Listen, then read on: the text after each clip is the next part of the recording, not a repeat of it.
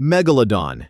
This was not just a big shark. This was what happens when nature looks at a great white and says, haha, cute, now make it the size of a bus. Megalodon could reach around 50 feet long. And look, with a mouth that big, a grown man would look like a snack that fell between the cushions. And the teeth?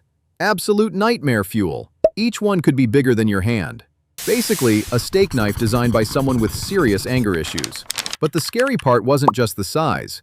It was the bite. Scientists estimate Megalodon had one of the strongest bites of any animal ever. Strong enough to crush whale bones like potato chips.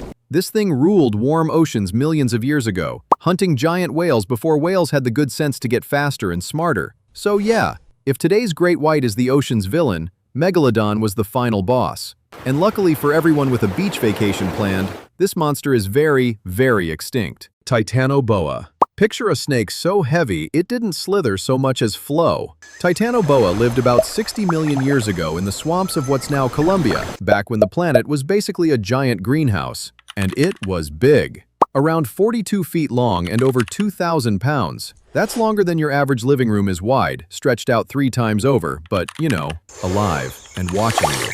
It didn't need venom. Why bother? This thing killed by wrapping around its prey and squeezing until everything just stopped. Bones, lungs, the will to live, all of it. Its favorite snack? Giant crocodiles. Let that sink in. The crocodiles were the appetizers here. Scientists found its fossils next to ancient turtle shells the size of kiddie pools, which honestly explains a lot about the local stress levels. So yeah, the swamp had every reason to be nervous. And thankfully for us, Titanoboa checked out a long, long time ago. Dunkleosteus. Forget teeth. This fish didn't have any. What it had was worse. A face made of bony armor plates that sharpened themselves into 2 giant blades every time it shut its mouth. Self-honing scissors, basically, attached to a 30-foot fish. Dunkleosteus cruised the oceans around 360 million years ago, long before sharks were running the place, and it was built like a tank with a grudge. Some estimates put its bite force up there with a saltwater croc, strong enough to slice another armored fish clean in half. It could also open its jaws in a fraction of a second, creating a suction so fast that lunch got pulled in before it knew it was lunch. Honestly, evolution handed this thing a can opener for a face and just walked away. So while it never met a shark, the early oceans already had their nightmare. And that nightmare, thankfully, swam off into extinction ages ago.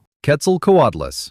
Now look up, because this one didn't swim. It loomed. Quetzalcoatlus was a flying reptile from the late Cretaceous around 70 million years ago, and calling it a bird feels almost insulting. Standing on the ground, it was as tall as a giraffe. Wingspan? Roughly 36 feet, give or take a small aircraft's worth. But here's the unsettling part. This thing didn't just glide around eating fish. It walked on all 4s across open land and hunted like a stork the size of a house, plucking up baby dinosaurs and swallowing them whole. Imagine a creature that big folding its wings, strolling toward you on land, and deciding you look bite-sized. And somehow it still flew, launching itself into the air on those same powerful limbs. Nature clearly skipped the moderation meeting on this one. So the next time a pigeon annoys you, just be grateful it isn't 70 million years old. Deinosuchus. Imagine a crocodile that hunted dinosaurs for dinner, not the other way around. Deinosuchus prowled the rivers and coastlines of North America around 80 million years ago, lurking right where thirsty dinosaurs came down to drink. Bad timing for them. Its bite is the headline here. Scientists estimate it could clamp down with more force than almost any animal that has ever lived.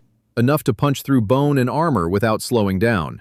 And we're not guessing. Fossil dinosaur bones have been found with Deinosuchus tooth marks dug straight into them, which is about as close to a crime scene as paleontology gets. It used the classic crocodile move too. Lie still, look like a log, then explode out of the water and drag dinner under before it could blink. Same patient ambush your average croc uses today, just scaled up to no thanks. And the dinosaurs? They never got a vote.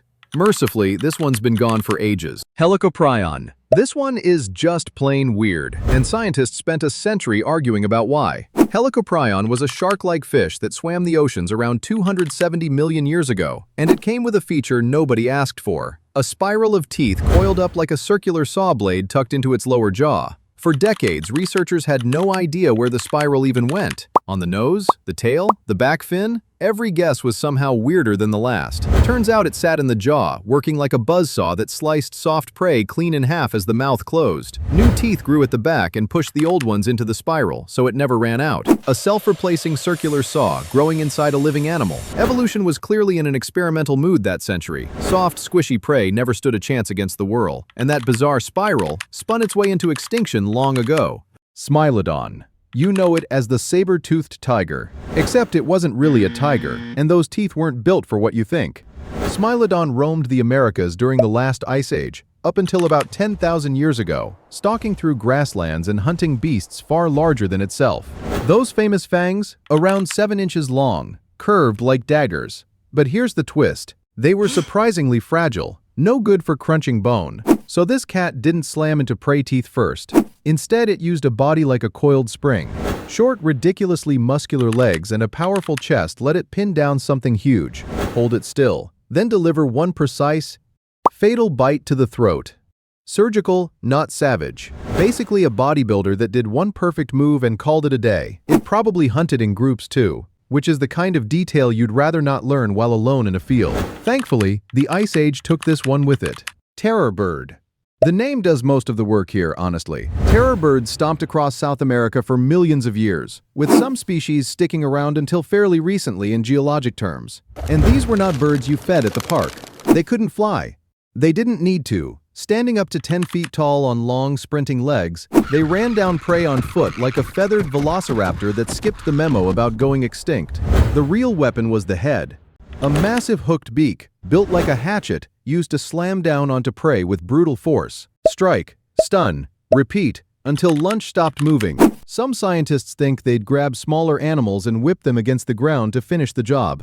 Charming table manners. So picture an ostrich that decided it wanted to be an apex predator and absolutely committed to the idea. And for everyone who enjoys a calm walk outdoors, yes, this one's extinct too.